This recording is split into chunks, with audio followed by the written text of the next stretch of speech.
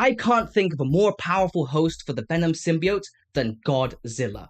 Fresh from the original Secret Wars event, Spider-Man is donning his brand new black suit. But things get a little bit complicated when Godzilla shows up in New York City. Let's not waste any more time as we recap Godzilla vs. Spider-Man. Let's go. We kick off in NYC with Spider-Man swinging through the city in that slick black suit he picked up back on Battleworld during Secret Wars. A nice change and upgrade from his classic red and blue suit. He's already mid-fight with the Shocker, trading quips while taking hits from those upgraded vibro-gauntlets. He jokingly thinks, if this guy spent more time on his tech and less time on his supervillain branding, he'd actually be dangerous, but not nearly as dangerous as Spider-Man's love life right now. See, besides Rent, deadlines at the Daily Bugle, and fellow photographer Eddie Brock breathing down his neck, Peter's in the middle of a messy love triangle with MJ and Black Cat. Spider-Man casually takes Shocker out.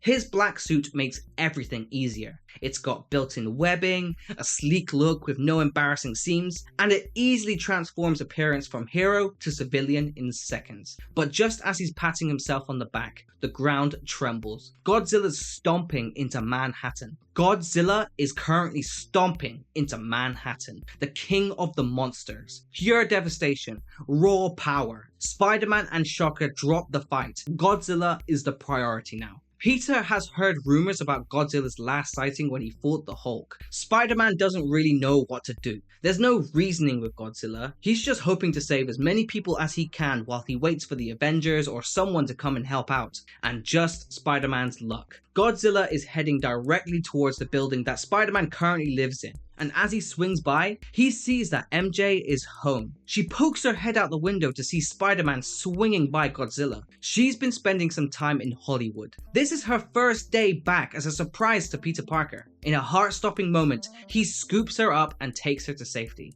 But then, MJ admits that she has known that Peter Parker is Spider-Man for a long time. Peter is shocked by this, but this conversation can wait. Godzilla is currently smashing through the city. Suddenly, Black Cat swings into the fray. She's worried about Spider-Man, and she actually refers to Spider-Man as her lover. MJ isn't impressed. Cue the instant jealous bickering. Love triangle drama in the midst of a kaiju crisis. It's ridiculous. And Peter basically decided he would rather fight Godzilla than deal with this awkward situation. Meanwhile, Godzilla is relentlessly tearing through Midtown. Spidey leads him west, hoping to lure him towards emptier streets. But Godzilla's locked on, totally focused. Spider-Man sings to Godzilla while swinging through the air, as he notices that Godzilla is actually following him. He blames it on his magnetic personality, but there might be more at stake here. And then comes the earth-shaking roar, and Spider-Man realizes something. He knew that his black suit is weak to sound, but the roar completely obliterates the black suit,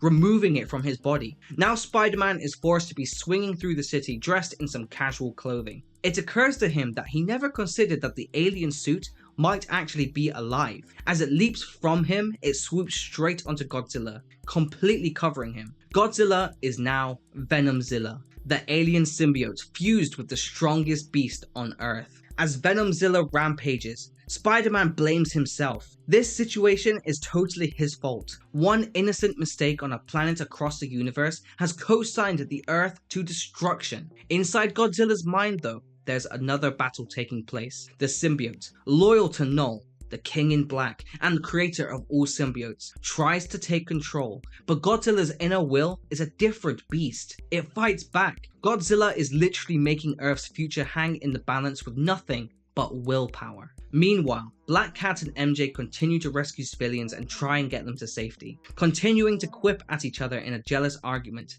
And Spider-Man has now opted to cover his face in a very crude outfit that barely disguises him. Godzilla continues his rampage, refusing to yield his control to the symbiote outfit. Spider-Man reappears, now bringing a plan with him. He accepts that he's had some pretty bad ideas, and this one may be the worst idea he's ever had. Now back in his classic blue and red suit, he also grabbed Shocker's vibro-gauntlets from earlier. Understanding that sound waves separated him from the symbiote suit, he intends to calibrate the vibro-gauntlets to match Godzilla's roar. Maybe he can blast off the symbiote from Godzilla. He suits up, he prepares himself, and charges back into the fray. It works! He strikes Godzilla with a powerful blow, separating Godzilla from the symbiote suit, unfortunately taking out every single bit of energy and strength that Spider-Man had. Spider-Man plummets to the ground. Every molecule in his body screams. He hears nothing but the slight whine of acute tinnitus. Parts of him are ruptured and will take months to heal.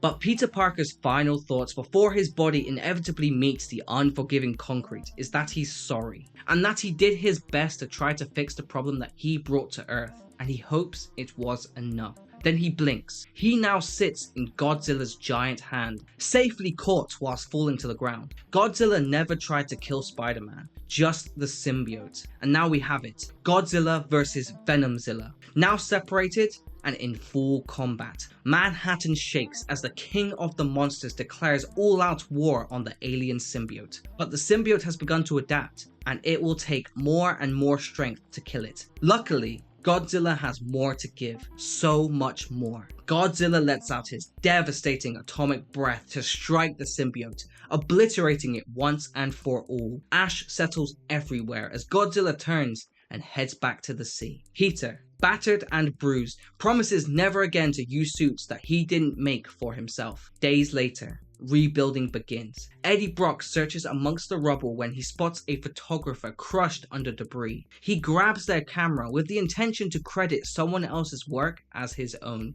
hungry for the next big scoop as he knows he owes Peter Parker for ruining his life. But before he can leave with the camera, black tendrils wrap around him. The symbiote finds a new host. Eddie Brock awakens, bonded, stronger, darker, declaring, "We are Godvenom." And if you want to see more of the Godzilla vs. Marvel Universe one-shot comics, then make sure to check out my Godzilla playlist, or check out the rest of my channel where I upload Marvel content just like this every single week. But for the meantime, peace, peace, peace!